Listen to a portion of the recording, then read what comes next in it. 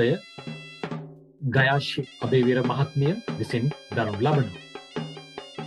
විශේෂයෙන්ම ගයාශ්‍රී අබේවීර මහත්මියගේ ස්වාමියා වන චානක සිල්වා මහත්මයාගේ 40 වන ජන්මදිනය ඔක්තෝබර් මාස 2 වන දිනට යෙදීමත් ඒ වගේම ඔහුගේ සොයුරු ඉන්දික සිල්වා මහත්මයාගේ 45 වන ජන්මදිනය අද දිනයටත් යෙදීම අරමුණු කොටගෙනයි අද ධර්ම දානමය පින්කම සිදුවන්නේ. මෙම උතුම් වූ ධර්ම දානමය පින්කම තුළින් ජනිත වන්නා වූ මහා පුණ්‍ය ශක්තියේ බලයෙන් මේ දෙදෙනාටම නිදුක් නිරෝගී භාවය ලැබේවා, චිරජීවනයේ සැලසේවා, ගෞතම බුද්ධ ශාසනයේදීම උතුම් වූ චතුරාර්ය සත්‍ය අවබෝධ වී නිර්වාණ අවබෝධයම සාක්ෂාත් කරගනිත්වායි අප ප්‍රාර්ථනා කරනවා. නමස්කාර පූර්වකව ගෞරවනීය ස්වාමින් වහන්සේට අද දිනේ ධර්ම දේශනාව සඳහා අප සැදැහැ සිතින් ආරාධනා කර සිටිනවා. අවසරයි ස්වාමින් වහන්සේ. හොඳයි. සදහවතුනි, ධර්මානුශාසනාවට පූර්වාරම්භයක් ලෙස හැමදිනම පංචශීලයේ තුල පිළිපවන්නට තෙවරක් නමස්කාර පාඨයන් කියව. නමෝ තස් භගවතු අරහතෝ සම්මා සම්බුද්දස්ස. නමෝ තස් භගවතු අරහතෝ සම්මා සම්බුද්දස්ස. නමෝ තස් භගවතු අරහතෝ සම්මා සම්බුද්දස්ස. බුද්ධං සරණං ගච්ඡාමි. බුද්ධං සරණං ගච්ඡාමි. ධම්මං සරණං ගච්ඡාමි. ධම්මං සරණං ගච්ඡාමි. සංඝං සරණං ගච්ඡාමි. සංඝං සරණං ගච්ඡාමි.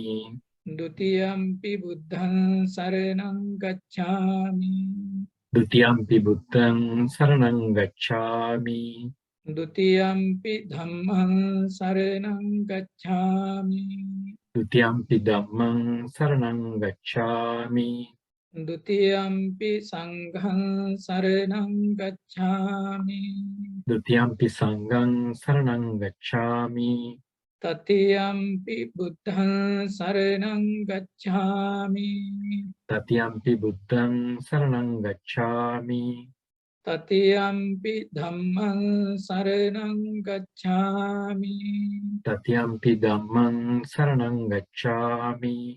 තතියම්පි සංඝං සරණං ගච්ඡාමි. තතියම්පි සංඝං සරණං ගච්ඡාමි. සරණාගමනං සම්පූර්ණං අම්බන්තේ පාණාතිපාතා වේරමණී සික්ඛාපදං සමාදියාමි. අඤ්ඤපතා වේරමණී සික්ඛාපදං සමාදියාමි. අදින්නාදාන වේරමණී සික්ඛාපදං සමාදියාමි. අදින්නාදාන වේරමණී සික්ඛාපදං සමාදියාමි. කාමේසු මිච්ඡාචාරා වේරමණී සික්ඛාපදං සමාදියාමි. කාමේසු මිච්ඡාචාරා වේරමණී සික්ඛාපදං සමාදියාමි. මුසාවාදා වේරමණී සික්ඛාපදං සමාදියාමි. සවාදා වේරමණී සික්ඛාපදං සමාදියාමි. සුරාමේරය මජ්ජපමා දට්ඨානා වේරමණී සික්ඛාපදං සමාදියාමි. සුරාමේරය මජ්ජපමා දට්ඨානා වේරමණී සික්ඛාපදං සමාදියාමි. තිසරණේන සද්ධින් පංචශීලං ධම්මං සාදුකං සුරක්ඛිතං කତ୍වා අපමාදේන සම්පාදේත.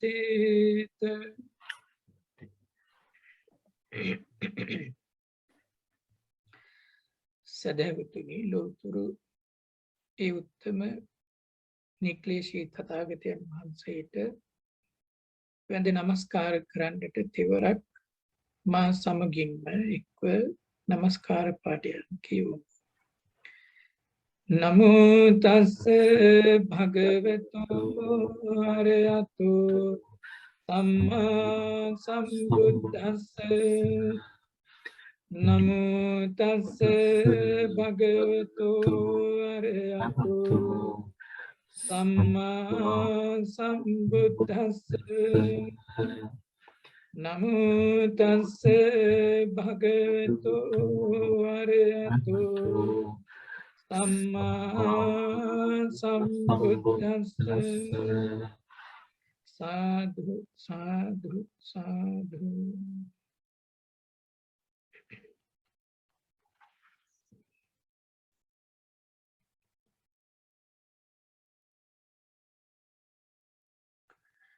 උතුම් වසාන සමය නිමිති කරගෙන Young Buddhist Research and Culture Center මේ බෞද්ධ ආයතනය මගින් සංවිධානය කරනු ලබන ධර්මදේශනා මාලාවේ තවත් එක ධර්මානුශාසනාවක් සමගිනුයි පින්වන්ත ඔබ හැමදෙනාම මේ විදියට සම්බන්ධ වී සිටින්නේ. ඉතින් මේ ධර්මානුශාසනාව සඳහා අපිට ආරාධනා කරන්නට යෙදුනේ මේ ආයතනයේ වත්මන් අනුශාසක ස්වාමීන්ද්‍රයන්න් වහන්සේ වශයෙන් කටයුතු කරන්නට යෙදෙන පූජ්‍යපාද පඬිත කෝලංකල කෝවිද අපේ ස්වාමීන්ද්‍රයන්න් වහන්සේ. ඉතින් උන්වහන්සේගේ ආරාධනාව අපි බොහොමත්ම ගෞරවයෙන් යුතුව බාර අරගෙන මේ ධර්මානුශාසනාව සමගින් මේ විදියට සම්බන්ධ වන්නට යෙදෙනවා.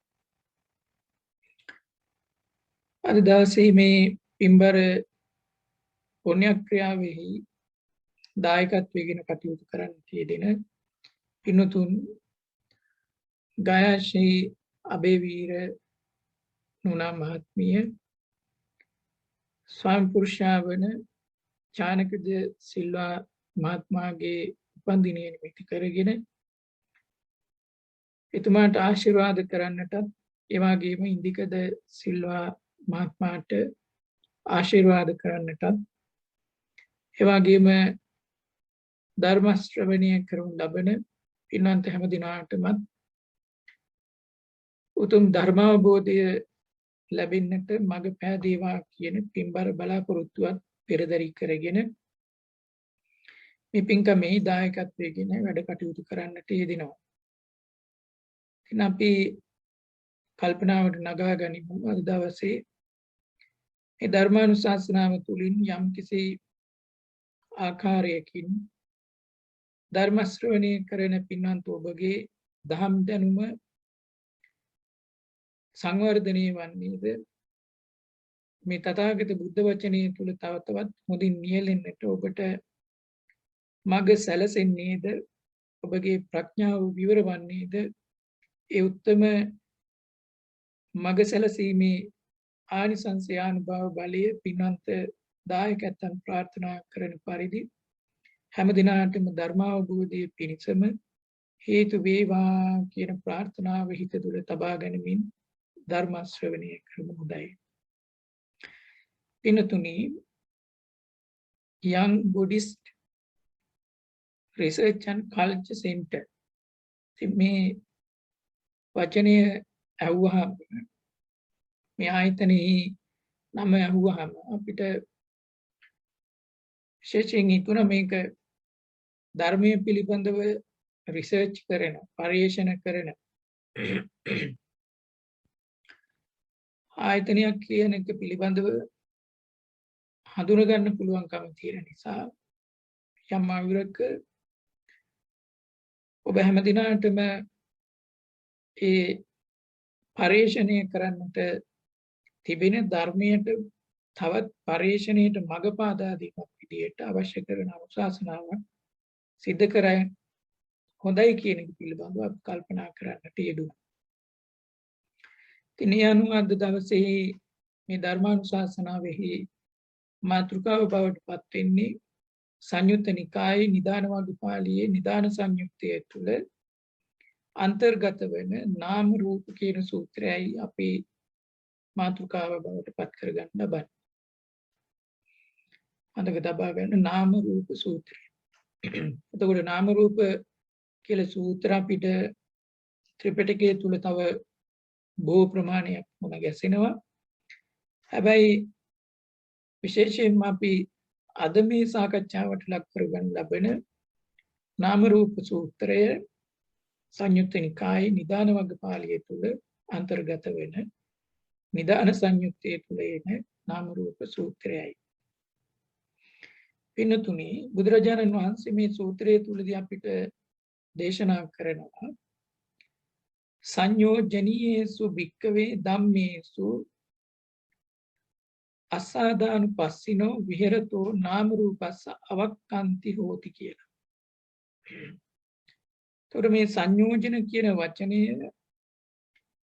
බුද්ධ ධර්මයේ පිළිබඳව හොඳින් දන්න බුද්ධ ධර්මයේ හදාරලා තිබෙන අඩුමතරමේ දහම් පාසලක දහම් පාසල් අවසානයේ ධර්මාචාර්ය දක්වා ඉගෙන ගත්ත පුද්ගලයන් සිටිනවා නම් ඔවුන් පවා මේ සංයෝජන කියන වචනේ දන්න. එතකොට මෙතන මේ සංයෝජන කියන වචනය යෙදෙන ආකාරය පිළිබඳව අපි හොයලා බැලුවාම අනේ යෙදෙන ආකාරය තමයි අපිට මෙතන තාමත් වැදගත් භාවයෙන් යුක්ත වෙන්නේ. එතකොට සංයෝජන කියන වචනේ අපි සරලාර්ථයෙන් ගත්තාම ධර්මයේ තුලදී අපිට හඳුනා ගන්න පුළුවන්කම ලැබෙන්නේ මේ කෙලෙස් වලට යොදන තව එක නමක් විදිහට තමයි සංයෝජන කියන වචනේ අපිට හඳුනා ගන්න පුළුවන්කම ලැබෙන්නේ. පුද්ගලයෙක්ගේ සත්වයේගේ මනස අභ්‍යන්තරයේ තුල අවිච්ඡින්නව සැකසෙන ක්ලේශ ධර්ම විදිහට අපිට හඳුනා ගන්න පුළුවන්. මොනවද සංයෝජන? මෙතන මේ සංයෝජන කියන එක ක්ලේශ ධර්ම තැනටම යෙදුනට සංයෝජනීයේසු ධම්මේසු කියන එකෙන් අපි තේරුම් ගත යුතු වටිනා දෙයක් තියෙනවා. ඒ මොකක්ද?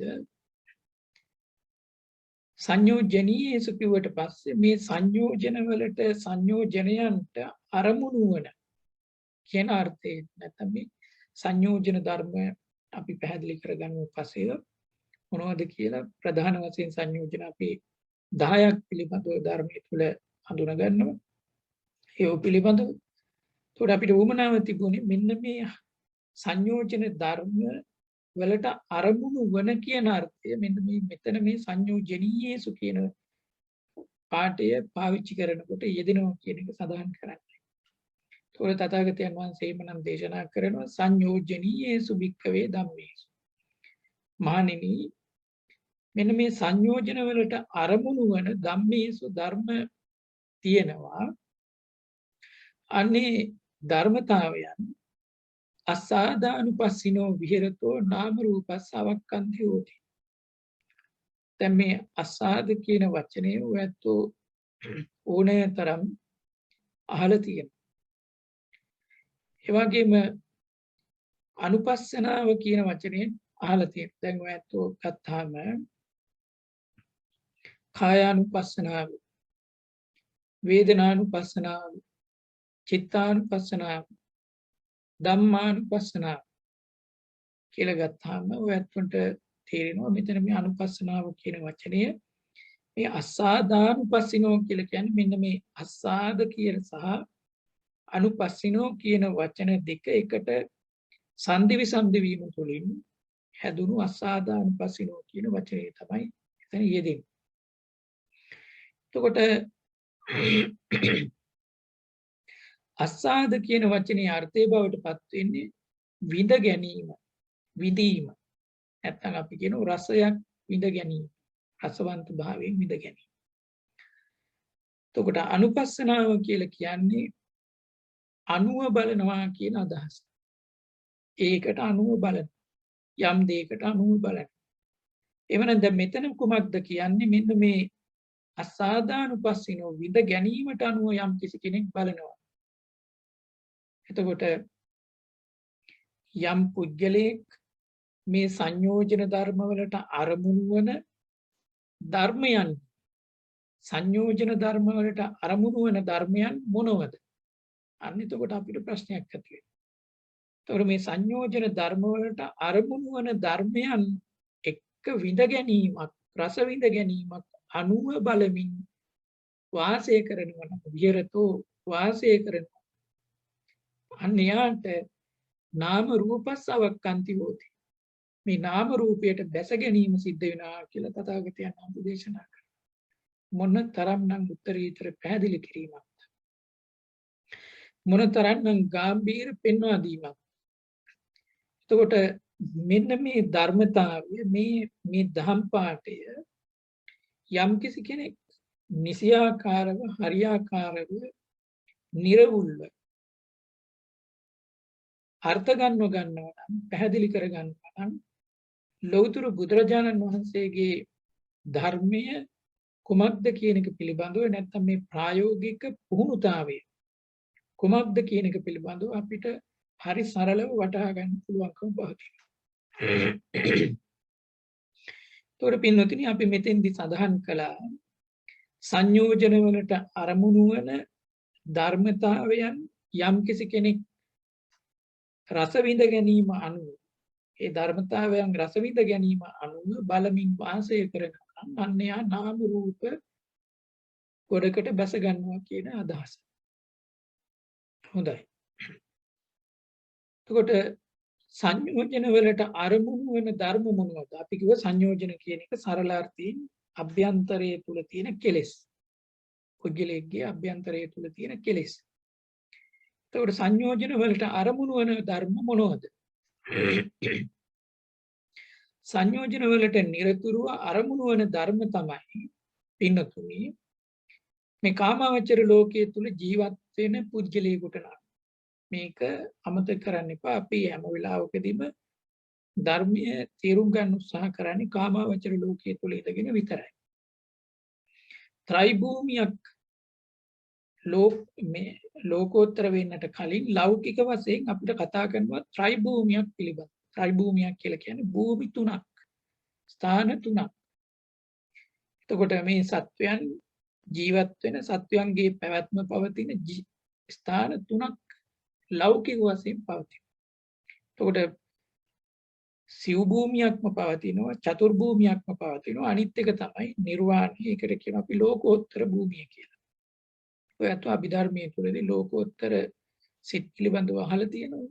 එතකොට මේ ලෝකෝත්තර භූමිය තුල ඉන්න අයට ඒ උත්තමයන් වහන්සේලාට ඒ ආර්යයන් වහන්සේලාට හිත තුල ඇති වෙන්නේ ලෝකෝත්තර සිත්. ඒ කියන්නේ මෙන්න මේ සංයෝජන වලින් තොර සිත්. සංයෝජන නැහැ ඒක. ඒකයි අපි සඳහන් කළේ මෙන්න මේ අර ත්‍රිභූමියටම අදාළයි කියලා. එතකොට කාමාවචර භූමියට පමණක් නෙමෙයි රූපාවචර භූමියට අරූපාවචර භූමියට අදාළ වෙන අරමුණු තියෙන ධර්මයන් තියෙනවා. එතකොට අපි නිරතුරුව කාමාවචර ලෝකයේ පිළිබඳව දැන හඳුන ගන්න නිසා දැන් ඔයත්ොන්ට නැවත සීකඳවා ගැනීම පිණිස මතක් කරොත් එම ඔයත් දන්නවා කාමාවචර ලෝක කීයක් තියෙනවද කියලා. රූපාවචර ලෝක කීයක් තියෙනවද කියලා. අරූපාවචර ලෝක කීයක් තියෙනවද කියලා. පින්නතුනි ධර්මයේ තුල දැන් මේ අපි ජීවත් වෙන මනුෂ්‍ය ලෝකයේ කාමාවචර ලෝකයක්. කාමාවචරයි. ඒ වගේම දිව්‍ය ලෝක 6 කාමාවචරයි. ඒ වගේම සතර අපාය කාමාවචරයි. මෙන්න මේ ස්ථාන 11 ස්ථානයේ තථාගතයන් වහන්සේ කාමාවචරයි කියලා පැහැදිලි කරනවා, දේශනා කරනවා. එතකොට රූපාවචර ලෝක 16ක් පිළිබඳව ධර්මයේ තුල සඳහන් වෙනවා. බ්‍රහ්ම ලෝක 16 රූපාවචර. ඒ වගේම අරූපාවචර බ්‍රහ්ම ලෝක 4ක් පිළිබඳව සඳහන් වෙනවා. ආකාසානං ඡායතනෙ ඉඳගෙන නේව සංඥා නා සංඥායතනෙ දක්වා.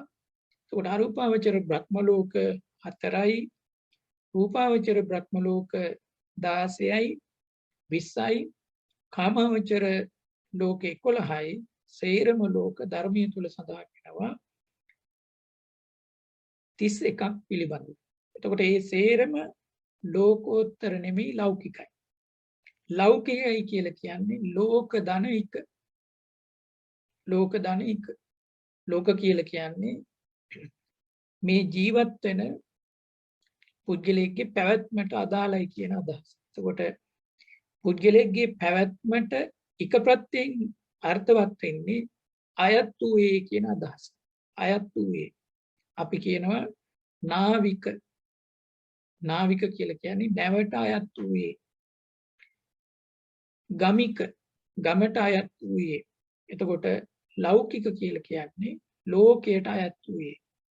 පුද්ගලයෙක්ගේ පැවැත්මට අයත් වුණු යම් භූමියක් තියෙනවා නම් ඒ කියන්නේ මේ සසර ගමනින් එතර වීමක් නැතිව පුද්ගලයා සත්වයක් විදියට සංසාරිකව සැරිසරන භූමියක් තියෙනවා නම් ඒ භූමි සියල්ලක්ම ලෞකිකයි. ඒකට ලෝකෝත්තරයි කියලා කියන්නේ ලෝක ධන උත්තර කියලා කියන්නේ නිදහස් වුණා, එතර වුණා. ඒකට ලෝකයෙන් එතර වුණා කියන අදහස ගෙන දෙන තැන. ඒකට දැන් අපි මේ සාකච්ඡා කරන්නේ එහෙමනම් කාමාවචර ලෝකයේ තුලත් රූපාවචර ලෝකයේ තුලත් අරූපාවචර ලෝකයේ තුලත් කියන මෙන්න මේ ත්‍රිභූමිය තුල භූමි තුන තුල සත්වයේ පැවැත්ම පැවතිය හැකි ස්ථාන තුන.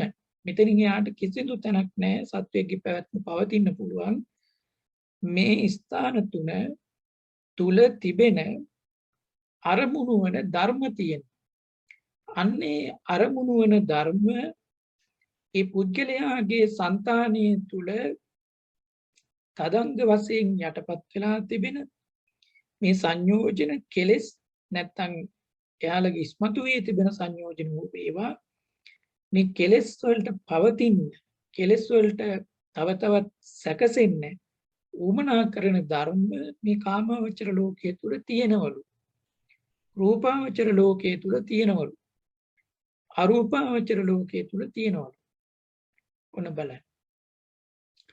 පින්නතුනේ ඒක අපිට බොහොම පැහැදිලිව තේරුම් ගන්න පුළුවන් තව දුරටත් අනුශාසනාවට සවන් දීගෙන ඉන්නකොට. ඒකට කෙනෙකුට හිතෙන්න පුළුවන් අභිධර්මයේ තුලදී රූපාවචර ලෝකයේ තුල සහ රූපාවචර ලෝකයේ තුල සාකච්ඡා කරන්නේ කුසල් සිත්. ඔව්. කුසල් සිත්. හැබැයි රූපාවචර ලෝකයේ තුල එන කුසල් සිත් පහත් කාමාවචර මේ අරූපාවචර ලෝකයේ තුල එන කුසල් සිත් හතරක් ගත්තාම ඒව කුසල් සිත් තමයි. හැබැයි කාමාවචර ලෝකයේ තුල පවා කුසල් සිත් 8ක් තියෙනවා ඇත්තෝ අහලා ඇති. එතකොට හැබැයි කාමාවචර ලෝකයේ තුල පමණයි අකුසල් කරගන්න පුළුවන්කම තියෙන්නේ. රූපාවචර ලෝකයේ තුලදී අකුසල් කරගන්න බෑ. අරූපාවචර ලෝකයේ තුලදී අකුසල් කරගන්න බෑ. ඒකයි අපි සඳහන් කරේ කෙනෙකුට ගැටලුවක් ඇති වෙන්න පුළුවන් කියලා. කාමාවචර ලෝකයේ තුල පමණයි කුසල් සහ අකුසල් කියන මේ දෙකම කරගන්න පුළුවන්කම තියෙන්නේ. එතකොට මේ සංයෝජන කියන වචනය පාවිච්චි වුණාම එතෙන්දී කෙනෙකුට හිතෙන්න පුළුවන් එහෙමනම් කාමාවචර ලෝකයේ තුල පමණක් නම් අකුසල් සිද්ධ වෙන්නේ රූපාවචර ලෝකයේ තුලත් අරූපාවචර ලෝකයේ තුලත් අකුසල් නැත්තම් ඒව කොහොමද සංයෝජන වෙන්නේ? ඒවා සංයෝජන වලට අරමුණු වන ධර්ම ඒ රූපාවචර ලෝකයේ තුලත් අරූපාවචර ලෝකයේ තුලත් තියෙන්නේ කොහොමද කියලා ප්‍රශ්නයක් ඇති වෙන්න පුළුවන්. ඒව කොහොමද කෙනෙක්ට නාම රූප සැකසීම පිණිස? පින්නතුනි ඔයන්තෝ හාලති බුදුරජාණන් වහන්සේ පටිච්චසමුපාදය පැහැදිලි කරනකොට 12 ආකාරයකින් පැහැදිලි කරනවා. අවිජ්ජා පත්‍ය සංඛාරා සංඛාර පත්‍ය විඥාන විඥාන පත්‍ය නාම රූප. එතකොට බලන්න යම් කිසි පුද්ගලෙක් අවිජ්ජා පත්‍ය සංඛාර අවිජ්ජා පත්‍ය සංඛාරා කියලා කිව්වට පස්සේ අවිද්‍යාව නිසා සංස්කාර නැත්නම් මේ කුසල අකුසල් සිද්ධ කරනවා. එතකොට සංඛාර පත්‍ය විඥාන විඥාන කියලා කිව්වට පස්සේ මේ කුසල් අකුසල් නිසා පුද්ගලෙක් මරණයට පත් වෙන අවස්ථාව තුලදී කුසලයක් හෝ අකුසලයක් ඒ පුද්ගලයාට හිතට චුතිචිත්තයට පැමිණියොත් එම ඒක කුසල් වෙන්නත් අකුසල් වෙන්නත් පුළුවන්. ඒකට අනුව එයාගේ ඊළඟ භවයේ තීරණය වෙනවා. එතකොට ඒකයි මෙතන මේ සඳහන් කරන්නේ අන්න අර සංයෝජන වලට අරමුණු වන ධර්ම විඳගනිමින් යම් කිසි පුජ්‍යලයේ ජීවත් වුණොත් එම ඒ සංයෝජන වලට අරමුණු වන ධර්ම විඳගනිමින් ජීවත් වීම තුළ ගත කිරීම තුළ එයා නැවත නැවතත් නාම රූප ගොඩකට නැත්තම් නැවත නැවතත් සසර ගමනට එකතු වෙන පුද්ගලෙක් බවට පත් වෙනවා. පින්නතුනි හොඳයි. එහෙමනම් දැන් අපි තේරුම් ගත්තා කාමාවචර ලෝකයේ තුල සංයෝජන තියෙනවා. රූපාවචර ලෝකයේ තුල සංයෝජන තියෙනවා. අරූපාවචර ලෝකයේ තුල සංයෝජන තියෙනවා. ඒ ටික තවත් හොඳට සරලව අපි පැහැදිලි කරලා දෙන්නම්. ඒක කොහොමද වෙන්නේ කියලා. එතකොට අපි ඉස්සෙල්ලම තේරුම් ගනිමු මොනවද කාමාවචර ලෝකයේ මේ සංයෝජන වලට අරමුණු වන ධර්ම. සංයෝජන කියන ටික තේරුම් ගන්නට කලින් කාමාවචර ලෝකයේ තුල සංයෝජන වලට අරමුණු වන ධර්ම මොනවද කියලා තේරුම් ගන්න. ඊට පස්සේ ඒ තුල ඉඳගෙන අපි සංයෝජන මොනවද කියලා තේරුම් ගන්න උත්සාහ කරමු. වෙනතුනේ කාමාවචර ලෝකයේ තුලදී සංයෝජන වලට අරමුණු වන ධර්ම නැත්නම් මේ සිත අභ්‍යන්තරයේ තුල සැකසෙමින් තියෙන අකුසලයන් වලට නැත්නම් මේ සසර පැවැත්ම පවත්ව ගන්න උවමනා කරන ධර්මතාවලට උදව් කරන මේ කාමාවචර ලෝකයේ තුල තිබෙන ධර්මතා මොනවද? ඔන්න. ඒ ධර්මතා තමයි ඇසට නම් කෙනෙකුට රූප ගොදුරු වෙනවා, ගැටෙනවා, පටිච්ච වෙනවා. ඒතකොට කනට නම් ශබ්ද ගොදුරු වෙනවා. නාසයට නම් ගන්ධ ගොදුරු වෙනවා. දිවට නම් රසයන් ගොදුරු වෙනවා. ඒ වගේම ශරීරයට නම් ස්පර්ශ ගොදුරු වෙනවා. නැත්නම් කාය කියලා කියන කායට ස්පර්ශ. ඊළඟට මනසට නම් ධම්ම කියලා කිව්වේ අර ඇසෙනුත් කනිනුත් නාසයෙනුත් දිවෙනුත් කයිනුත් කියන ඉන්ද්‍රියන් වලින් ගත්ත රූප ශබ්ද ගන්ධ රස ස්පර්ශ කියන අන්නේ පරණ ගනිපු අරමුණු වල යම්කිසි මතකයක් තියෙනවා නම් අන්නේ මතකයන්ට අපි කියමු ධම්ම කියලා. ඒව මනසින් නිතරම මනසට ගලාගෙන ඉන්නේ අපිට අර ඇසෙන් කනින් නාසයෙන් දිවෙන් කයින් අරමුණක් ඉන්නේ නැති වෙලාවට මොකක්ද වෙන්නේ? මනසින්ම අරමුණක් අරගෙන නැත්තම් පෙර මතකයක් අරගෙන ඒක පිළිබඳව අපි ඒ අනුව ඒ සංඥාවක් අරගෙන ඒ අනුව එක්ක අනාගතය පිළිබඳව ඒ විදිහට හිතනවා නැත්තම් අතීතයේ දේ පිළිබඳව ඒ විදිහට හිතනවා. පෙර සංඥාවක්මයි ගන්න. නැතුව මනසින් හිතන්න පුළුවන්කම ඇති වෙන්නේ නැහැ. ඒකට අපි උදාහරණයක් කිව්වොත් එම හරියට හරකෙක් දවල් දවසේ කාපුවා හැන්දෑවට ඉඳගෙන වම ඇරලා නැවත කනවා වගේ. ඔය හරක් ඔයත් දැකලා ඇති. ගම්මානවල ඉන්නවනේ. එවුන් දවසේම කාලා ඊට පස්සේ හැන්දෑවට ඔය නිදහසේ කොතන හරි läගලා අර කාපුව වම ඇරලා නැවත හොඳට හපනවා. හපාප ඉන්නවා. ඒතර බලන්න එහෙම දැකලා නැත්නම් අධ්‍යයනය කරන්න. අන්න ඒ වගේ තමයි මේ මිනිස්සෙක් කොසත්තේ ඇසෙන් කනෙන් නාසයෙන් දිවෙන් කයෙන් ගනිපු යම්කිසි අරමුණු තියෙනවා නම් ඒ ගනිපු අරමුණු ඒ ඇසෙන් කනෙන් නාසයෙන් දිවෙන් කයෙන් අරමුණු එන්නේ නැති වෙලාවට ඒ ගනිපු අරමුණු සීපත් කරගෙන මනස පවත්වගෙන යනවා. ඒවට අපි කියනවා ධම්ම කියලා. එතකොට ඔන්න ආයතන 6. වෙනතුනි මෙන්න මේ ඇසට රූපත් කනට ශබ්දත් නාසයට ගන්ධත් දිවට රසයනොත් ඒ වගේම කයට ස්පර්ශත් මනසට ධම්මත් මෙන්න මේ 6 හරහා තමයි පුද්ගලයේ සිතවිල්ල නැත්තම් මේ සිත දිගට පැවැත්වීම සිද්ධ වෙන්නේ කාමාවචර ලෝකයේ තුලදී. කාමාවචර ලෝකයට. එතකොට කාමාවචර ලෝක අපි තේරුම් ගත කීයක් තියෙනවද? 11ක් තියෙනවා. එතනින් අපි ඉන්නේ මේ මනුෂ්‍ය ලෝකයේ තුල. අපි මනුෂ්‍ය ලෝකයේ තුල අපිට තේරෙනවා මිනිසියෙකුට ඇස තියෙනවා, කන තියෙනවා, නාසය තියෙනවා, දිව තියෙනවා, කය තියෙනවා, මනස කොහොමද මේ ලෝක හැම තැනදම තියෙනවා. 31ේම මනස තියෙනවා. එතකොට හිතලා බලන්න මනසේ වෙනස්කම් තියෙනවා මේ ලෝක 31ට අනුව විවිධ ස්ථානවලදී. එතකොට මේ මනුෂ්‍ය ලෝකයේ තුල ඉන්න අපි තුල ඉඳගෙන අපි තේරුම් ගනිමු අපිට ඇසට මිහිරි කියලා හිතෙන ඇසට මිහිරි නෙමෙයි මනසට මිහිරි කියලා හිතෙන අපිට ඇසට ගොදුරු වෙනව ලස්සන රූපයක්. ඒතොර ලස්සන රූපයක් ගොදුරු වුණාම අන්නේ රූපය තමයි මොනවද මේ අරමුණු වන ධර්මය කියලා කිව්වේ. දැන් තේරුම් ගන්න. සංයෝජනීයේසු භික්කවේ ධම්මේසු. මේ සංයෝජන වලට අරමුණු වන ධර්මය මොකක්ද? අන්න ධර්මය ඇසට රූපය ආවා. රූපය ගැටුණා. ඒ ධර්මයේ පැමිණියා. එතකොට ඒ ධර්මය හරහා අන්න මනස අභ්‍යන්තරය තුල තියෙන කෙලෙස් මොකක්ද වෙන්නේ? ඉස්මතු වෙනවා. ඉස්මතු වෙනවා. ඇසට ලස්සන රූපයක් ගැටුණා නම් පැමිණියා නම් ඒ පැමිණි රූපය හරහා චක්කුංච පටිච්ච රූපේච චක්කු විඥානං. එතකොට ඇස මූලික කරගත්ත හිතක් ඇති වෙනවා. තින්නං සංගති පස්සෝ මේ ඇසත් රූපයත් ඇස මූලික කරගත්ත සිතත් මේ තුනේම එකතුවෙන් වෙන්නේ මොකක්ද? ස්පර්ශ කරන්න පටන් ගන්නවා ඒ රූපය කොහෙන්ද? අතින් නෙවෙයි මනසින්. ස්පර්ශ කරන්න පටන් ගන්නවා පස්සපච්චා වේදනා. ඒ පස්ස ස්පර්ශය නිසා මොකක්ද ඇති වෙන්නේ? ස්පර්ශ කරන තත්ත්වය නිසා තමන්ගේ මනස තුල ඇති වෙනවා විඳ ගැනීම.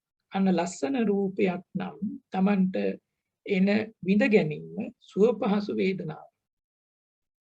අන්න බලන්න දැන් මෙතෙන්දි සඳහන් කරනවා ධර්මයන්හි රස විඳ ගැනීමක් අසාදානුපස්සිනෝ කියලා කිව්වේ ඒකයි.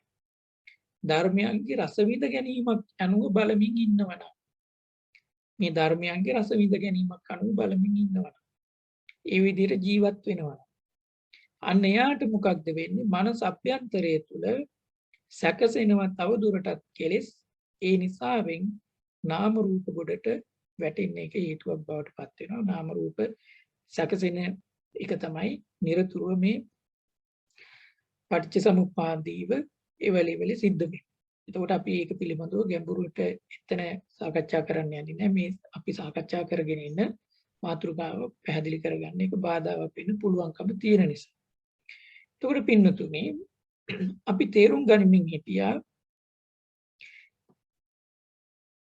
මේ සංයෝජන වලට අරමුණු වන ධර්ම මොනවද කියලා.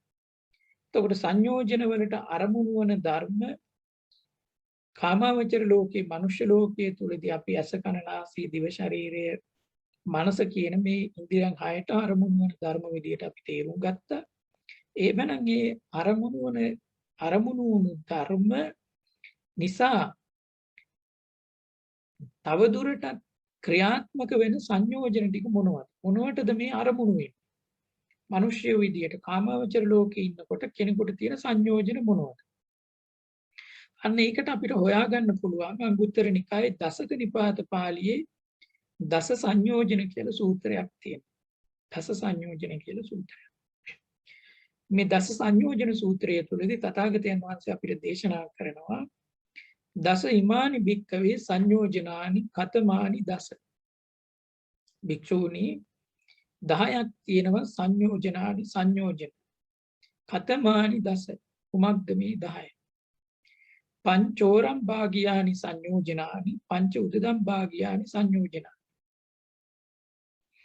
එතකොට අන්න සංයෝජන 10ක් තියෙනවා. ඔයත් ඒකයි අපි මුලින් සඳහන් කරේ දහම්පාසල් ගියපු ළමයෙක් මේක දන්නවා කියලා. සාධර්මී නිරතුරු වහන කෙනෙක් මේක දන්නවා. පංච ඕරම් භාගීය සංයෝජන සහ පංච උදදම් භාගීය කියලා සංයෝජන 10ක් තියෙනවා.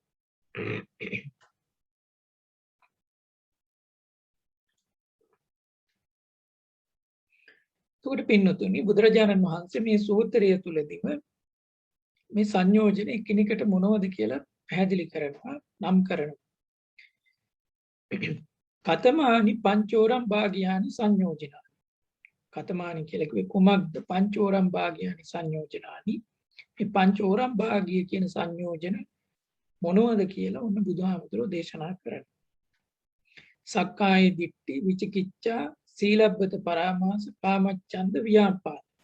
ඉමානි පංචෝරම් භාග්‍යානි සංයෝජනානි. මෙන්න මේව තමයි පංචෝරම් භාග්‍ය සංයෝජන කියලා තථාගතයන් වහන්සේ දේශනා කරන්නේ. පින්නතුනි, දැන් අපි හොඳට ප්‍රායෝගිකව පැහැදිලි කරගනිමු. මේ පංචෝරම් භාග්‍ය කියලා කියන්නේ ඇයි? ඊළඟට සක්කාය දිට්ඨිය, විචිකිච්ඡාව, සීලබ්බත පරාමාස, කාමච්ඡන්ද, ව්‍යාපාද. මෙන්න මේවා ප්‍රායෝගිකව මනුෂ්‍ය ලෝකයේ සාමේ කාමාවචර ලෝකයේ තුල පවතින විදියත්, රූපාවචර ලෝකයේ තුලදී ඒවා පවතින විදියත්, අරූපාවචර ලෝකයේ තුලදී ඒවා පවතින විදියත් කියන අපි හඳුනා ගනිමු කොහොමද කියලා. ඔන්න පංචෝරම් භාග්‍යානි සංයෝජන. පංචෝරම් භාග්‍ය කියලා කිව්වට පස්සේ ඒ ටික අයිති වෙන්නේ සංයෝජන වලින්. පින්නතුනි, පහළ කොටස විදියට සඳහන් වෙන්නේ. ඒ පහළ කොටස කියලා කිව්වහම ඒ කාමාවචර ලෝකයට පමණක් අයිති නිසා තමයි පංචෝරම් භාග්‍යානි සංයෝජනානි කියලා කිව්වේ. එතකොට එතනින් පැහැදිලි වෙනවා තව සංයෝජන කොටසක් තියෙනවා. එහෙමනම් කොහෙටද අයිති වෙන්නේ? රූපාවචර ලෝකයටත් අරූපාවචර ලෝකයටත්. ඒකයි අපි මුලින්ම සඳහන් කරේ රූපාවචර ලෝකයේ තුලත් අරූපාවචර ලෝකයේ තුල සංයෝජන තියෙනවා කියලා. හැබැයි අභිධර්මයේ තුලදී අපි තේරුම් ගන්නවා මොකක්ද? රූපාවචර ලෝකයේ කුසල් සිත් පමණයි තියෙන්නේ. අරූපාවචර ලෝකයේ කුසල් සිත් පමණයි තියෙන්නේ. එහෙමනම් අපි තේරුම් ගන්නට ඕන මෙන්න මේ කුසලයක් අකුසලයක් දෙකම කියන දේ මොකක්ද? පුද්ගලයාගේ සසර ගමන සකසන්න හේතු වන බව. නාම රූප සකසන්න හේතු වන බව. එතකොට අපි දැන් සාකච්ඡා කරගනිමින් හිටියේ පංච ඕරම් භාග්‍ය සංයෝජන. කාමාවචර ලෝකයට අයිති වුණු සංයෝජන. පංච කියලා කිව්වේ පහයි, ඕරම් භාග්‍ය කියලා කිව්වේ මේ පහළ කොටසට අයිති කියන අදහස. නැත්නම් මේ කාමාවචර ලෝකයට අයිති කියන අදහස. එතකොට කාමාවචර ලෝකයේ තුල සක්කාය දිට්ඨිය කියන දේ සරලාර්ථයෙන් ගත්තාම මේ මම කියන ගතිය, මම කියන ස්වභාවය, මගෙන් තොර දෙයක් නැහැ කියන ගතිය තමයි සක්කාය දිට්ඨිය. පින්නතුනි, කාමාවචර ලෝකයේ තුල ඉන්න කෙනෙක්ගේ එයා භාවනාවක් කරලා එයාගේ කාමච්ඡන්ද, ව්‍යාපාද, තීන මිද්‍ය, උද්ධච්ච කුක්කුච්ච, විචිකිච්ඡා කියන මෙන්න මේ නීවරණ ධර්ම පහ, පංච නීවරණ කියලා අපි ඒවා හඳුන ගන්න. මේ පංච නීවරණ ධර්ම යටපත් කරලා නැත්තම් කාමාවචර ලෝකයේ තුල ඉන්න පුද්ගලයෙක් මේ දේ හොඳට තේරුම් ගන්න. මේ ප්‍රායෝගික ප්‍රැක්ටිකල් බුද්දිසම් කියලා අපි මේකට කියනවා. මේ ප්‍රායෝගික බුදුදහම අපි මේ සාකච්ඡා කරනවා. ප්‍රායෝගිකව පුහුණුව තුළින් තේරුම් ගත්තාම අපිට හරි ලේසි මේ ධර්ම හොඳට තේරුම් ගන්න පුළුවන්. එතකොට යම් පුද්ගලයෙක් නිකන් දන් දුන්නු පමණින්, සිල් රැක්ක පමණින් ඌට මේ සක්කාය දිට්ඨිය නැති කරන්න බෑ. ඔහුගේ විචිකිච්ඡාව නැති කරන්න බෑ. සීලබ්බත පරාමාස නැති කරන්න බෑ. ඊළඟට කාම ඡන්දය යම් ප්‍රමාණයකට නැති කරගත්තත් නැති කරන්න බෑ.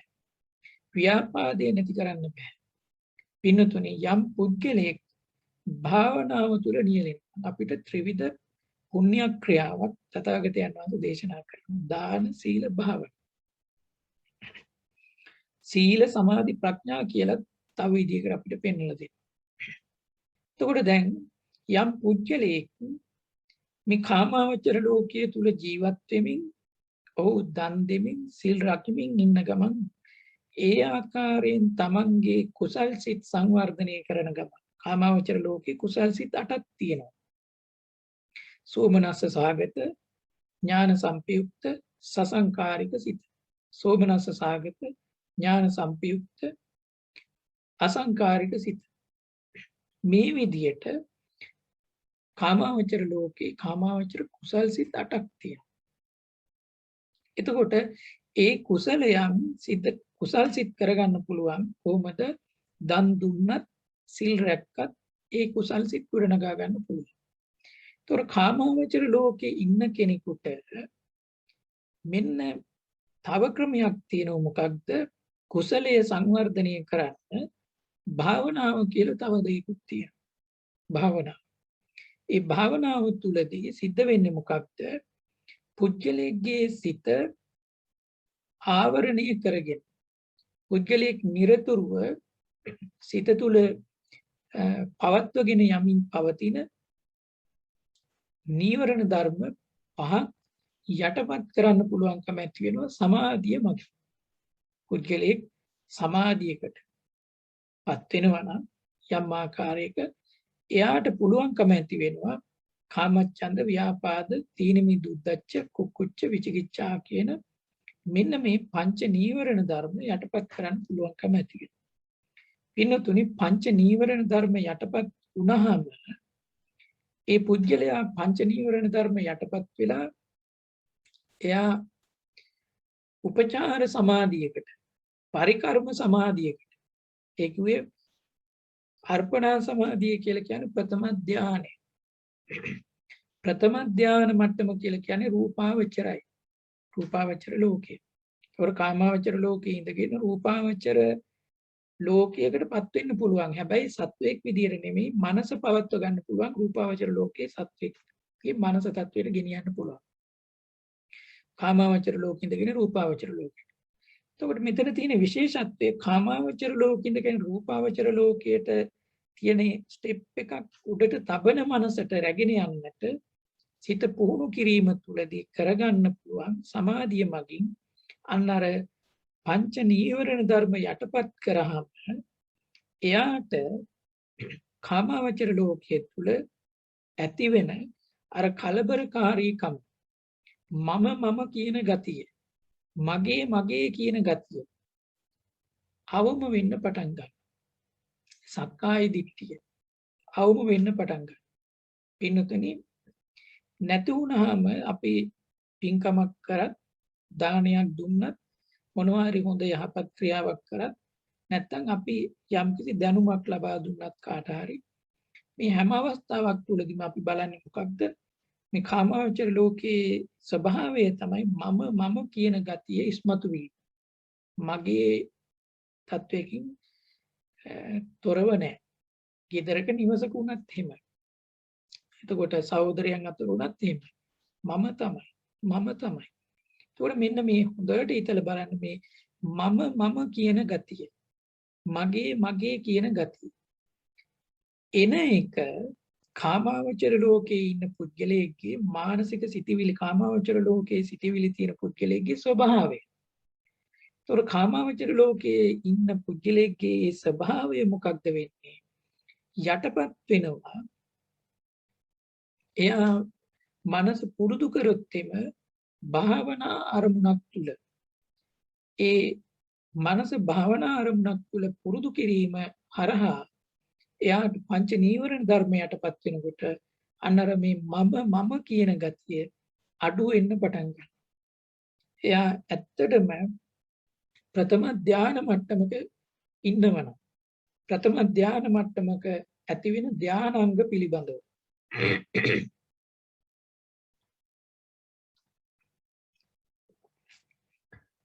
ප්‍රථම ධානයක තියෙන ධානාංග පිළිබඳව තථාගතයන් වහන්සේ අපිට දේශනා කරනවා. ඔයත් දන්නවා ප්‍රථම ධානයක තියෙන ධානාංග විතක්ක විචාර ප්‍රීති සුඛ ඒකග්ගතා සහිත ප්‍රථම ධානය. එතකොට විතක්ක විචාර ප්‍රීති සුඛ ඒකග්ගතා සහිත ප්‍රථම ධානය තුල ඉඳිද්දී පුද්ගලයෙක් ඉන්නේ බොහොම විවේකයෙන්. එයාගේ සිත බොහොමත්ම ප්‍රීතියෙන් උද්දීපනය වෙලා තියෙන ධර්ම ප්‍රීතියෙන්. ඒ වගේම එයා ගත කරන ස්වභාවයේ විවේකී ස්වභාවය නිසා එයාගේ සිටිවිලි ගලාගෙන එන ගතිය අඩු නිසා එයා ඒ වෙලාව තුලදී මේ මම කියලා අර කාමාවචර ලෝකේ හිටපු තරම් මම ඉස්මතු වෙන්න තත්වයක ඉන්නේ නැහැ. හැබැයි මම නෑ කියන කතාව නෙමෙයි. එතෙන්දී එයාගේ සක්කාය දිට්ඨිය තියෙනවා. හැබැයි ගෙවිලා තියෙන, අඩු වෙලා තියෙන. හැබැයි කාමාවචර ලෝකේ ඉඳිද්දි තියෙන ස්වභාවය ඒක බරපතල කුසලයක් විදියට ඉස්මතු වෙනවා. මම කියන ගතිය. ඉතින් ඒකයි අපි කාමාවචර ලෝකෙදි පින්කමක් කරත් ඒ අවස්ථාවන් වලදී මේ මම කියන ගතිය ඉස්මතු වෙන්න පටන් ගන්නවා. එතකොට ඇසට රූපයක් ආවොත් අන්න බලන්න ඒ ආපු රූපය ඔන්න හොඳට තේරුම් ගන්න. ඒ ආපු රූපය Tamanට රසය පිණිස හේතු වෙනවා නම් අන්න කවුද මෙන්න මේක මට තෘප්තියගෙන දෙනවා කියන අදහස ඉඳගෙන මමය ඉස්මතු වෙනවා. මම ඉස්මතු වෙලා බලන්න අර සංයෝජන ධර්ම වලට අරමුණු වන ධර්ම පැමිණියාම සංයෝජන තමයි අපි සාකච්ඡා කරන සක්කාය දිට්ඨිය සංයෝජනයක්. ඒකට සක්කාය දිට්ඨියට අරමුණු වන ධර්මයක් මොකක්ද? ඇසට රූපයක්. රූපය සක්කාය දිට්ඨියට අරමුණු වන ධර්මයක්. ඒක පැමිණියාම එයා ඒක මගේ කියන තැන ඉඳගෙන මම කියන තැන ඉඳගෙන තමයි විසඳ ගන්න යන්නේ. එයාට ඒක බරපතල විදියට කාමාවචර ලෝකේ පවතින නිසා. පින්නතුනි ඊළඟට අපි ඉක්මනින් කාලය ගත වෙලා යන නිසා තේරුම් ගන්න උත්සාහ කරමු. විචිකිච්ඡාව කියන එක. විචිකිච්ඡාව කියලා කියන්නේ සැකය. සැකයත් මේ කාමාවචර ලෝකයේ තුල ඔයත් මේ මිනිසත් ලෝකයේ තුල ඉඳගෙන තේරුම් ගන්න උත්සාහ කරාම අපිට ඒක පහසුයි. කාමාවචර ලෝකේ අපි මිනිස්සු විදියට ජීවත් වෙනකොට සැකය කියන එක නිරතුරුව ඉස්මතු වෙනවා. සැකේ රෝගයක් වගේ. අපිට හැම අවස්ථාවක් තුළදීම සැකවන්ත භාවය ඇති වෙනවා. ඒක හිතට කරදරයක්, පීඩාවක්.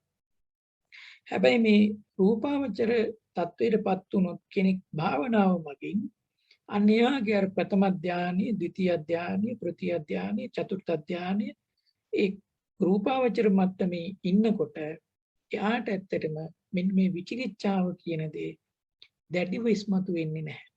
එයාට මේ සැකය කියන දේ දැඩිව ඉස්මතු වෙන්නේ නැහැ. දැන් බලන්න. එතකොට සක්කාය දිට්ඨිය මේ මම කියන කතාව දැඩිව ඉස්මතු වෙන්නේ නැහැ. විචිකිච්ඡාව කියන දේ, සැකය කියන දේ දැඩිව ඉස්මතු වෙන්නේ නැහැ. ඒව යටපත් වෙනවා. ගැලවිලා නැති වෙලා යනවා කියන අදහස නෙමෙයි. ඊළඟට සීලබ්බත පරාමාස. සීලබ්බත පරාමාස කියලා කියන්නේ පින්නතුනි අපි ඒක කෙනෙකුට හිතරිදීමක් ඇති වෙන්න පුළුවන්කම තියෙන නිසා අපි සරලව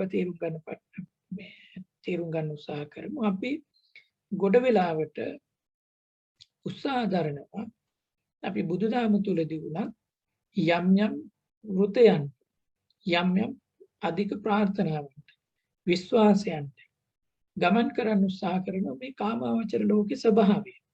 ඒක තමයි ස්වභාවය. එතකොට බුදුරජාණන් වහන්සේ ඒක මේ නිවන් දකින්න පුද්ගලයන්ට ප්‍රතික්ෂේප කරාට ලෞකිකත්වයෙන් ගත කරන අයට ඒව ප්‍රශ්නයක් නෙමෙයි.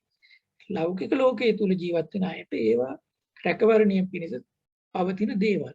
ඒ වගේ වෘතයන් විශ්වාසයන් ආදී එහෙම තමයි. හැබැයි මේ ධර්ම මාර්ගයේ තුලින් ලොවින් නිදහස් වෙන්න වැඩ කටයුතු කරන කෙනෙකුට අර රූපාවචර මට්ටමකටපත් වුණොත් මෙන්න මේ විදියට දැඩිව විවිධ දේවල් පිටිපස්සේ විශ්වාසය තියාගෙන ඇදහිීමෙන් යුක්තව යම් දේවල් තමන් උපයෝගී කරගන්න යම් දේවල් කියලා කිව්වේ මේ පූජා ශාස්ත්‍ර අනම්මන මේ විශාල විදියට කරන දේවල් තියෙනවනේ මේ බුදුරජාණන් වහන්සේ පූජා කරන පූජා තියෙන එක නෙමෙයි මේ කියන්නේ. ඒක අපි ඒක වෙනම තැනක තියෙන දෙයක්.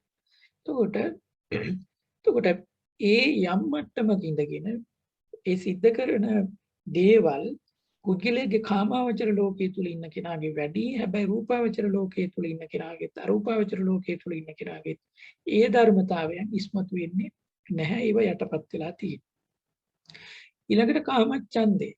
කාමච්ඡන්දේ කියලා කිව්වෙත් නැවතත් අපිට මුලට එන්න වෙනවා. මොනවද? ඇස කන නාසය දිව ශරීරය මනස හරහා එන රූප ශබ්ද ගන්ධ රස ස්පර්ශ ධම්ම කියන අරමුණු වලට යම් කැමැත්තක් තියෙනවා නම් ඒක තමයි කාමච්ඡන්දය. ඒකත් තියෙන්නේ කාමාවචර ලෝකයේ පුජ්‍යලයන්ට. එතකොට රූපාවචර ලෝකයේ ආයත පවතින්නේ ඒ අවස්ථාව තුළදී ප්‍රථම ධානයේදී එයාට තියෙන සංයෝජන මොනවද? ප්‍රථම ධානයේ අවස්ථාව තුළදී තියෙන සංයෝජන ටික අපි පංච උදදම් භාග්‍යානි තැනදීදී අපි සාකච්ඡා කරගමු. එතකොට පැහැදිලි වෙයි. ඊළඟට පින්නතුනි ව්‍යාපාද. ව්‍යාපාද කියලා කියන්නේ ව්‍යාපාදයේ කියන එක. ව්‍යාපාදයේ තරහ. කාමාවචර ලෝකයේ තුල ඉන්න කෙනාට තමයි මේ තරහවත් එන්නේ. එයා යම් මිතියකින් භාවනාවක් කරලා සිත සමාධිමත් කමක මේ අරමුණක ආස්වාස ප්‍රාස්වාසයට වෙන්න පුළුවන්. සිත අරමුණු කරලා කමඨහනක් තුල පුරුදු කරලා සිත එකඟ කරගන්න පුරුදු කරපු කෙනාට අර කාමච්ඡන්ද ව්‍යාපාද තීන මිද්ද උද්ධච්ච කුක්කුච්ච විචිකිච්ඡා කියන පංච නීවරණ ධර්ම යටපත් වෙලා මනස එක්තැන් වෙලා විවේකී තත්ත්වයටපත් වෙනකොට එයාගේ ප්‍රීතිය සැපය මනස මනස තුල ඉහවහාගෙන යනකොට තාමත් සුන්දර මානසිකත්වයෙන් විවේකයෙන් පසු වෙන අවස්ථාවකදී එයාට කිසි විදියකින් ව්‍යාපාදයක් තරහමක් ඇති වෙන්නේ නැහැ. පින්නතුනේ එයාට ආවත් ඉන්නේ ගැටීමක් පමණයි. ව්‍යාපාදයේ දැඩි තරහව ඇති වෙන්නේ නැහැ. ඒකට බලන්න කාමාවචර ලෝකයේ මානසිකත්වයේ වෙනසත් රූපාවචර ලෝකයේ මානසිකත්වයේ වෙනසත්. ඒකට මෙන්න මේ හේතුව නිසා තමයි බුදුරජාණන් වහන්සේ මෙන්න මේ සංයෝජන ටික පංච ඕරම්භාගිය සංයෝජන කියලා මේ පහළ ලෝකයේ තුල ඉන්න අයට ඒක දිව්‍ය ලෝක 6 ඉන්න අයටත් මනුෂ්‍ය ලෝකයේ තුල ඉන්න අයටත් ඒ වගේම සතර අපාය තුල ඉන්න අයටත් මෙන්න මේ ස්ථාන 11 තුල ඉන්න අයට ක්‍රියාත්මක වෙන සංයෝජන ටිකක් විදිහට බුදුරජාණන් වහන්සේ මෙන්න මේ සංයෝජන පහ පෙන්වලා දෙන්නට යෙදුණා.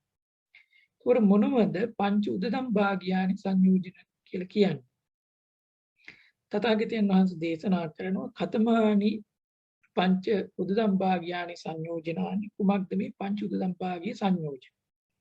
රූප රාගෝ අරූප රාගෝ මාන උද්දච්ච අවිජ්ජා ඉමානි පංච උදදම් භාග්‍යානි සංයෝජනානි. ඔන්න බලන්න හොඳට මේ වචන වලින්ම අහු වෙනවා. මොනවද? රූප රාග. අන්න රූප රාග කියලා කියන්නේ රූපාවචරයේ ලෝකයට තියෙන ඇලීම. රූප රාග. රූපාවචර ලෝකයට තියෙන රාගයක් කැමැත්තක් ඇලීමක් තියෙනවා නම් ඒක රූපාවචර ලෝකයට අදාළ කෙලෙසයි. අරූප රාග. අරූපාවචර ලෝකයට යම් කිසි කෙනෙක් ඇලීමක් බැඳීමක් තියෙනවා නම් ඒක අරූප රාගය. මාන කියලා කියන්නේ මේ මැනීම. ඒක අපි කියලා දෙන්න කොහොමද කියලා උද්දච්ච කියලා කියන්නේ මේ සිතේ පවතින යම් කිසි නොසන්සුන්කාරී ස්වභාවය. ඒකත් එතෙන්දි කොහොමද වෙන්නේ කියලා කියලා දෙන්නම්. අවිජ්ජා කියලා කියන්නේ මේ යථාර්ථවාදී ධර්මයේ අවබෝධ නොකර ගැනීම. මෙන්න මේ පහ පංච උදදම් භාග්‍ය සංයෝජන විදියට පුද්ගලයේ මනස තුළ පවතින. පින්නතුනි එතකොට මේ පංච උදදම් භාග්‍ය සංයෝජන පවතින්නේ කා තුලද? කාමාවචර ලෝකයේ තුල ඉන්න කෙනෙක්ගේ නෙමෙයි, රූපාවචර ලෝකයේ සහ අරූපාවචර ලෝකයේ තුල ඉන්න කෙනෙක්ගේ. එතකොට දැන් බලන්න කාමාවචර ලෝකයේ ඉන්න කෙනාට තිබුණේ මොකද්ද? සක්කාය දිට්ඨි, විචිකිච්ඡා, සීලබ්බත, සක්කාය දිට්ඨි, කාමච්ඡන්ද, ව්‍යාපාද, විචිකිච්ඡා, සීලබ්බත, පරාමාස. එතකොට ඒ පහ අමතරව වෙන පහක් එහෙමනම් තියෙනවා කාටද? එතනින් එහාට ආයත ඔන්න අපි හඳුනා ගන්න කොහොමද රූපාවචර ලෝකයේට මේ ඒක පිළිබඳව ඇලීම ඇති වෙන්නේ. දැන් බලන්න කාමාවචර ලෝකයේ ඉන්න අයට කාම ඡන්දය තිබුණේ. කාමයට ඇති කැමැත්ත කාමච්ඡන්දය කියලා කිව්වේ අර කියන ඇස කන නාසය දිව ශරීරය මනස හරහායන අරමුණු වලට තිබුණු කැමැත්ත. හැබැයි රූපාවචර ලෝකයේ ඉන්න කෙනාට ඇති වෙන්නේ අන්නර රූපාවචර ලෝකේ ප්‍රථම ධානය ගන්නකො අපි. ප්‍රථම ධානයේ තුල තියෙන ධානාංග පහක් මොනවද? විතක්ක ਵਿਚාර ප්‍රීති සුඛ ඒකග්ගතා කියන මෙන්න මේ ධානාංග ටික. එතකොට අන්න ඒ ධානාංග වලට යම් කිසි කෙනෙක් ඇලීමක් ඇති කරගෙන ඒ ධානය තුල ඉන්නකොට ඒ රූපාවචර ලෝකයේ තිබෙන සුවපත්කම, සැහැල්ලුකම, නිදහස්කම, විවේකයට යම් කිසි කෙනෙක් ඇලිලා ඉන්නවා නම් එතන ඇලීම. අන්නේ ඇලීමට කියන මොකද්ද? රූප රාගයයි කියන. පින්නතුනේ එතකොට ඒක සංයෝජනය. එතකොට එතෙන්දී අකුසලය නොවුනට අභිධර්මානුකූලව පැහැදිලි කරනකොට එතන අකුසලයක් වෙන්නේ නැහැ. මොකද ඒක බරපතල විදියට කාටවත් හිංසාවක් හිරිහැරයක් කරන්න ඕ ඊළඟට මේ අනිත් පැත්තෙන් ගත්තාම ලෝකයට දැඩි ඇලීමක් බැඳීමක් ඒ විදිහේ තත්වයක් නෙමෙයි. මේක ප්‍රථම ධානය මට්ටමකට පත් වුණු කෙනෙක්ට හොඳට තේරෙනවා. භාවනාවක් කරලා ප්‍රථම ධානය මට්ටමක ඇසුරු කරපු කෙනෙකුට මේ කියන්නේ මොකක්ද කියන එක හොඳටම තේරෙනවා. පිනතුම අඩුම තරමේ සිත සමාධිමත් වුණු පුද්ගලයෙකුට ජීවිතේට එකවරක් හරි බුදුරජාණන් වහන්සේගේ මේ ධර්මයේ පුහුණු කිරීමක් කරලා සිත තරමක හරි සමාධියකටපත් වුණු කෙනෙක්ට තේරෙනවා මේ මොකක්ද කියන්නේ කියලා. එතකොට අර සාමාන්‍ය ලෝකයේ තුල කැළඹිලා දඟලමින් සැකයෙන් ඊළඟට ව්‍යාපාදයෙන් තරහවින් මේ එක එක දේවල් වලට දැඩිව ඇලීමෙන් පවතුණු මනස නෙමෙයි මෙතෙන්දි පවතින්නේ. හැබැයි එතෙන්දී සිවුම්ම අර නිදහස්කමට මනසේ අර තියෙන සැහැල්ලුකමට විවේකයට ගොඩක් ඒ අවස්ථාව තුළදී ඇලීමක් ඇති වෙන්න පුළුවන්. එතකොට ඒ අවස්ථාව තුළදී පුද්ගලයෙක්ට මාන්නය තියෙනවා. මාන්නය කොහොමද තියෙන්නේ? මම දැන් කාමාවචර ලෝකෙ නෙමෙයි රූපාවචර ලෝකෙ ඉන්න කියන මේ මැනීම තියෙනවා. ඊළඟට තමන් අර කාමාවචර ලෝකයේ අත්දැකීම් වලින් තොර වෙලා රූපාවචර ලෝකයේ සුවපත්කම විඳින්මින් ඉන්නවා කියන මැනීම තියෙනවා. මාන්නය තියෙනවා. ඊළඟට උද්දච්ච කියලා කියන්නේ මෙන්න මේ විදියට තමන්ට මේ රූපාවචර ලෝකයේ තුල තව තවත් ස්ථාන වලටපත් වෙන්න යම් කිසි කෙනෙක් තුල ඇති වෙන සිතේ තිබෙන කැමැත්ත, ඒ කියන්නේ උනන්දුව කියලා කියන්නේ අපිට යම් දෙයක් කරන්න නම් සිත කරන්න උමනාව තියෙනකොට නොසන්සුන්කමක් ඇති වෙනෝනේ. ඒක මේ මෙතෙන්දි මේ කතා කරන අපිට මේ සාමාන්‍ය ලෝකයේ තුලදී අපි යම් වැඩ කටයුත්තක් කරනකොට සිත තුල ඇති වෙන නොසන්සුන්කාරීකම වගේ නෙමෙයි. අපිට ප්‍රථම ධානය මට්ටමක හිටිය කෙනෙක් නම් එයාට එතනින් එහාට තව ධානය මට්ටමකටපත් වෙන්න තිබෙන ඌමන ධානය මට්ටමකටපත් වෙන්න තිබෙන ඌමනාව. අන්න ඒක මත මේ උද්දච්චයක් ඇති වෙනවා. ඊළඟට අවිද්‍යාව කොහොමද තියෙනවා? මොකද එතෙන්දී විදර්ශනානුකූලව ධර්ම මානසිකාරයක් කරන්නේ නැහැ. ලෝකෙ මේ සියල්ලක්ම හේතුඵල න්‍යායාත්මකව හටගෙන ඇති බව තේරුම් ගන්න උත්සාහ කරන්නේ නැහැ. කොහොමද අවිද්‍යාව තියෙනවා? එයා හිතන් ඉන්නේ මේක සුවපත් දෙයක් කියන නිසා. එතකොට මේකෙන් අර්ථවත් වෙන්නේ රූපාවචර ලෝකය හොඳයි කියන එක නෙමෙයි. තේරෙනවනේ? රූපාවචර ලෝකයේ තුල යම් කිසි කෙනෙක් ගැබ්බෙලා ඉන්නවා නම් ඒ තුලම ඒක පුජ්‍යලයා සසර ගමන තුල ඉඳීමක්ම පමණයි. සසරින් නිදහස් වීමක් නැහැ. වෙන තුන අරූපාවචර ලෝකයේ කියලා කියන්නේ පුජ්‍යලේ චතුර්ථ ධානයෙන් පසුව එයා ආකාසානංචායතන තත්වයට, ආකින්චඤ්ඤායතන තත්වයට, විඥානංචායතන තත්වයට, නේව සංඥානා සංඥායතන තත්වයට කියන මෙන්න මේ ස්ථාන හතරටපත් වුණොත් එයා අරූප ධාන තත්වයටපත් වුණා. ඒ පුද්ගලයා ඒ අරූප ලෝකවලට, එතකොට අර රූපාවචර ලෝකයේ තුල හිටපු පුද්ගලයා කේතුබුණු මනස නෙමෙයි අරූපාවචර ලෝකයේ තුලදී එතන ලොකු ගැඹුරක් තියෙන්නේ. ඒක ලොකු විග්‍රහයක් කළ යුතු දෙයක්. මම නිකමට සඳහන් කරන්න ඉතින්දී තේරුම් ගන්න පහසු වෙන්න. එතෙන්දි වෙන්නේ ධර්මයේ හොඳින් දන්න අයට ඒක පැහැදිලි වෙවි. බුදුරජාණන් වහන්සේ අනුපුබ්බ නිරෝධ කියන සූත්‍රය තුලදී අපිට පෙන්නලා දෙනවා කාමාවචර ලෝකයෙන් ඉඳලා රූපාවචර ලෝකයටපත් වුණු, රූපාවචර ලෝකයේ ඉඳගෙන අරූපාවචර ලෝකයටපත් වුණු පුද්ගලයෙක්ගේ මේ කොහොමද සංකාර නැති වෙන්නේ කියලා. පින්නතුනි රූපාවචර ලෝකයේ තුලදී පුජ්‍යලයේ නැති වෙන්නේ වචී සංකාර. ඒවට කියනවා අපි විතක්ක ਵਿਚාර කියලා. ඔයත්න්ට තේරෙනවා ප්‍රථම ධානයේ තුලදී ධානාංග 5යි විතක්ක ਵਿਚාර ප්‍රීති සුඛ ඒකග්ගතා. ඒතකොට ප්‍රථම ධානයේ ඉඳන් ද්විතීය ධානයට යනකොට එයාට විතක්ක ਵਿਚාර කියන දෙක නැති වෙලා යනවා. ඒක වචී සංකාර කියලා බුදුහාමුදුරුවෝ පෙන්වලා තියෙනවා. ඒක විග්‍රහ කරන්න යන්නේ නැහැ. බණට පටල වෙන්න පුළුවන් නිසා. එතකොට කෙනෙක්ගේ කාය සංකාර නැති වෙන්නේ චතුර්ථ ධානයෙන් පස්සේ චතුරාර්ය ධානයටපත් වුණාට පසුව. අන්න අර කාය සංකාර කියලා කියන්නේ පුජ්‍යලේ බුදුහාමුදුරුවෝ මෙතෙන්දි තේරුම් ගැනීම පිණිස පෙන්වලා දෙන්නේ ආස්වාස ප්‍රාස්වාස. ඒ කිව්වේ මේ කයේ දැනීම. ආස්වාස ප්‍රාස්වාසය කියලා කියන්නේ කයේ දැනීම.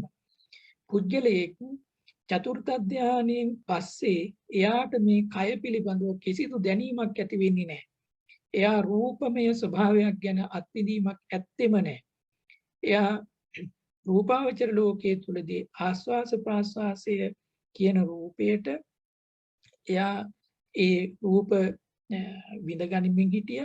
හැබැයි අරූපාවචර ලෝකයේ තුලදී ආස්වාස ප්‍රාස්වාසයේ දැනීමක් ඇති වෙන්නේ නැහැ. කයේ දැනීමක් ඇති වෙන්නේ නැහැ. කාය සංකාර සමස්තයක් විදිහටම නැති වෙලා ගිහිල්ලා තියෙනවා. එතකොට කාය සංකාර නැති වුණාට පස්සේ පවතින්නේ මනස තුල පමණමයි.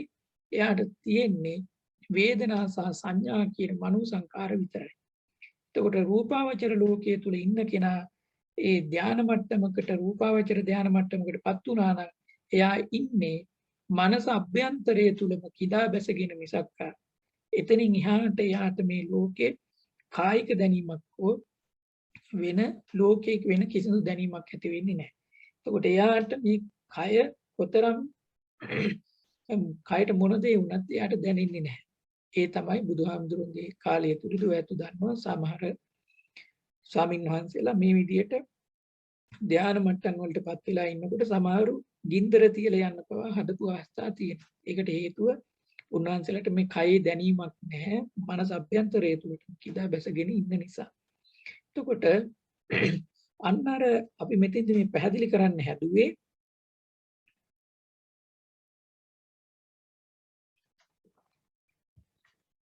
යම් පුජ්‍යලේ එහෙමනම් රූපාවචර ලෝකේ ඉඳගෙන අර රූපයත් එක්ක කය දැනීමත් එක්ක තිබුණු ඒ දැනීමෙන් එහා ගිහිල්ලා මනස අභ්‍යන්තරයට පමණක් ගිහිල්ලා අර රූපාවචර ලෝකයේ තිබුණු විවේකයටත් වඩා අධික විවේකයක් අධික සැහැල්ලුවක්. එතකොට එතන තියෙන්නේ රූපාවචර ලෝකයටත් වඩා වෙනස් තත්ත්වයක්. එතකොට අන්න ඒ තත්ත්වයට ඇලීම ඇති කරගන්නවට අපි කියනවා මොකක්ද රූප රාග කියලා. ඉතින්දිත් අර විදිහටම මානිය තියෙනවා, උද්ධච්චය තියෙනවා, අවිජ්ජාව තියෙනවා. පින්නතුනේ එහෙමනම් බලන්න. එතකොට කාමාවචර ලෝකයේ අයට සංයෝජන බවටපත් වෙන්නේ කාමච්ඡන්ද, ව්‍යාපාද, සක්කාය දිට්ඨි, විචිකිච්ඡා, සීලබ්බත පරාමාස කියන ඒවා.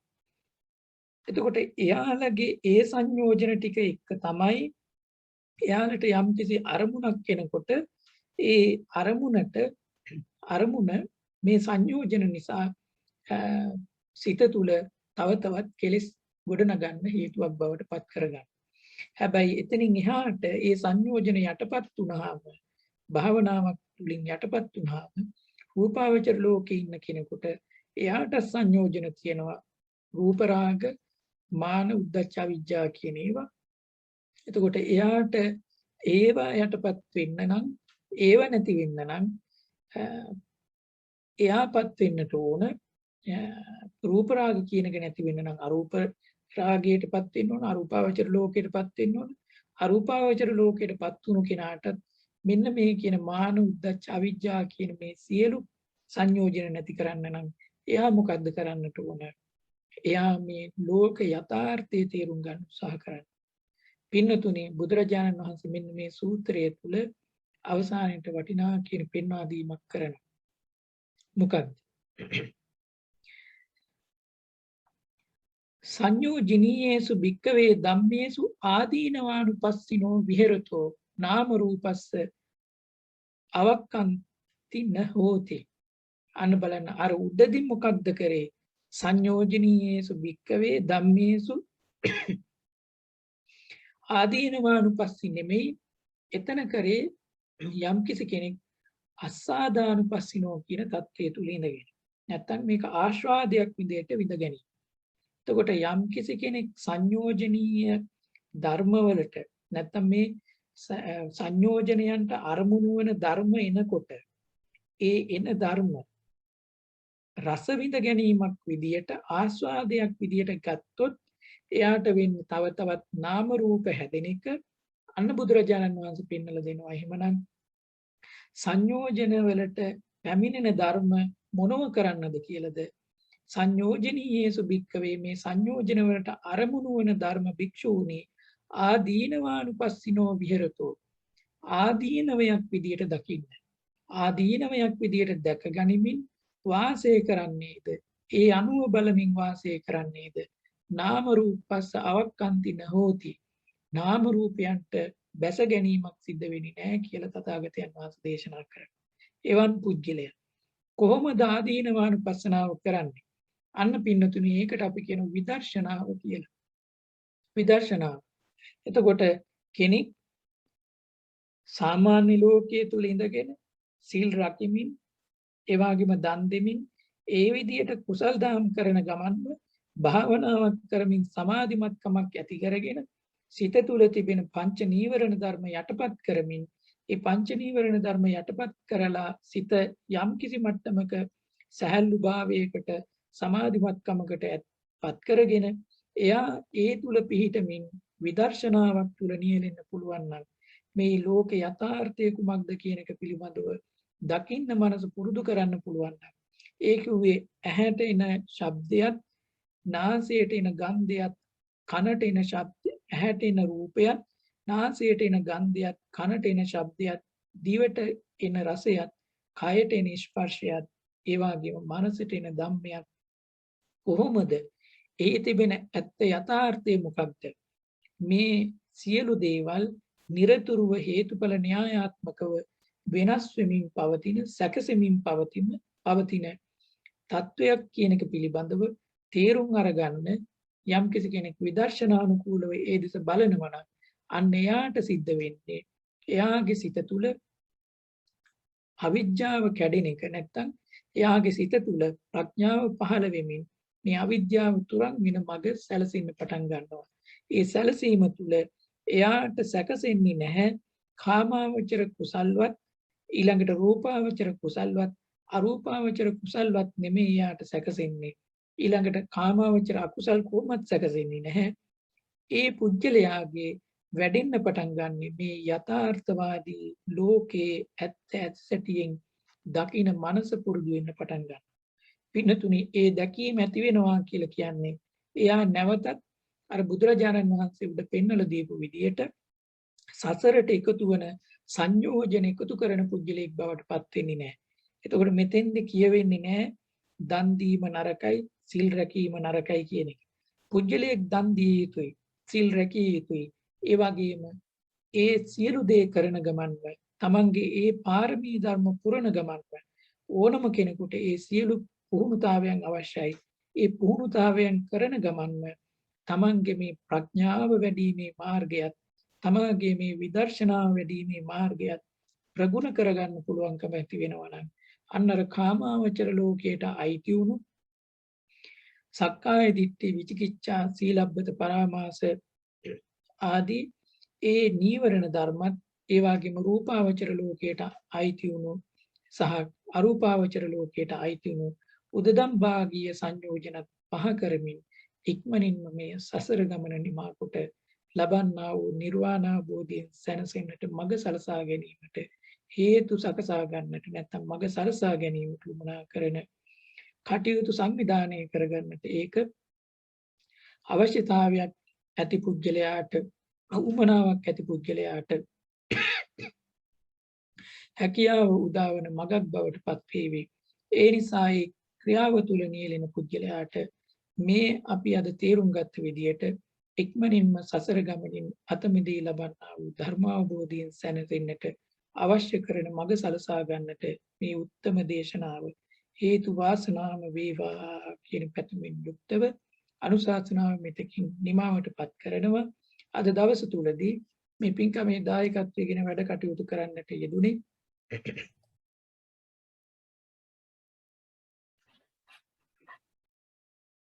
ගයාසී අබේවීර නෝනා මහත්මිය